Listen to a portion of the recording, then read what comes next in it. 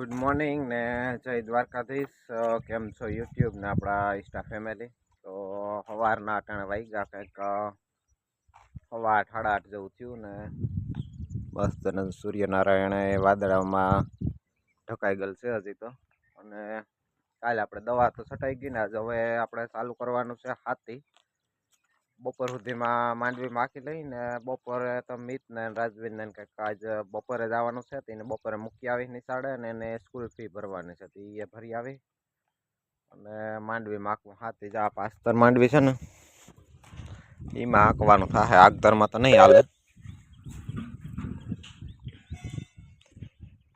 આ થોડીક પાસ્તર છે ને ઓયડીની ઓલી બાજુ પાસ્તર છે ને એમાં હાલ છે બાકી આમાં તો પાટલા મીંડા ભટકવા.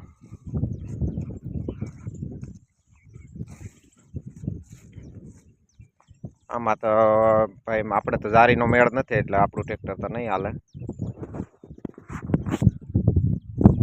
મારે 36 ભાઈ ટ્રેક્ટરના વ્હીલનો ગાડો છે અને આપણે 30ની જારી છે એટલે આમાં મેળ આવે ને તો હજી સવડાવાળું છે પાયલ છે તે બરાબર ભાડે આપી લેવું. મોનિકાર ઓલું પાસ્તર છે ને એ થોડુંક આજ આખી નાખી.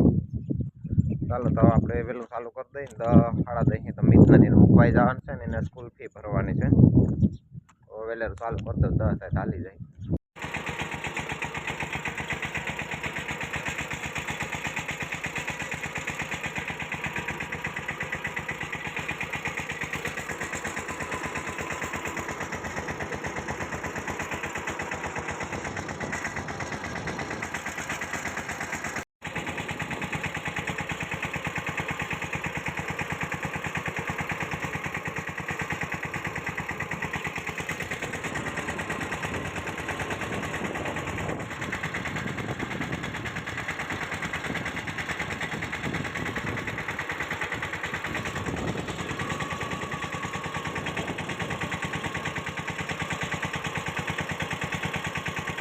જય દ્વારકાધીશ. કેમ છો યુટ્યુબ અને ઇન્સ્ટા ફેમિલી? સ્વાગત છે આજના મારા ન્યૂ બ્લોગમાં. અને અત્યારે જો કંઈક 5:30 જો સમય થયો છે અને હું નિશાળેથી આવતો રહ્યો અને જો અહીંયા મારા પપ્પા હાથી આંકતા હતા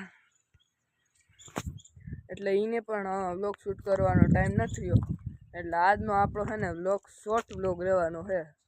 એને પણ જો હું હાથી આંક નાખું.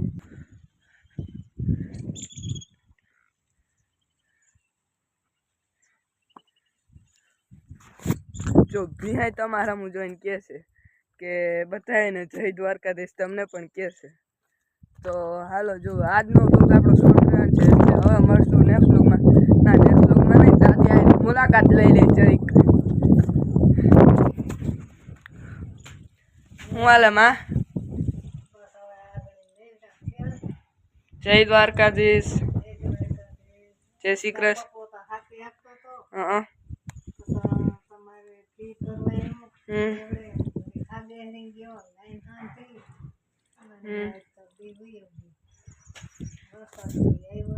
હા જો મિત્રો, હું તમને કહેતા ભૂલી ગયો કે મારા પપ્પા જો ખાગેરી ગયા હતા ને અમારે જે જૂની વાડી છે તમને પણ ખબર હશે ત્યાં લાઈન તૂટી ગઈ હતી.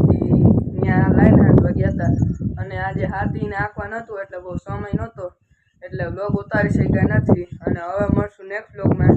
ત્યાં સુધી બધાને જય દ્વારકાધીશ.